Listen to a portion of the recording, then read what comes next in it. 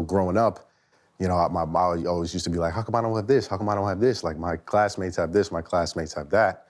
And my mom was just like, you know, we don't have it like everybody else in this town.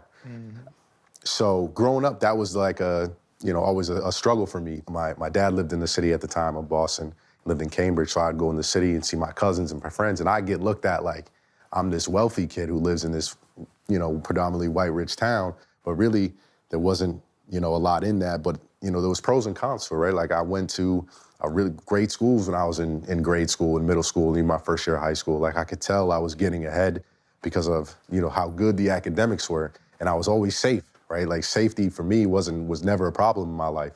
You know, a lot of my friends, you know, walking outside for them is like, you know, a blessing every day. So for me, it was like, you know, they would come over, my doors is unlocked. Like, you know what I mean? They like, oh, I can't believe you live like this. But it was great for me to experience, you know, those two worlds. And sometimes it was tough because sometimes I was looked at as that black kid in, you know, all white, you know, town. And sometimes I was looked at, you know, by, you know, the homies, and, you know, when I go to the hood and play hoops or something, like I was this soft, light-skinned kid from this, you know, all-white town.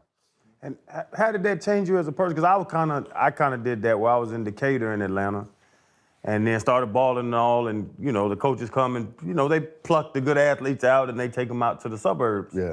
But that mid-ground of, like you're saying, I can go hang with the boys in the hood too, but they look at me totally different than this whole other side of town, which is, 5, 10 miles away. Exactly.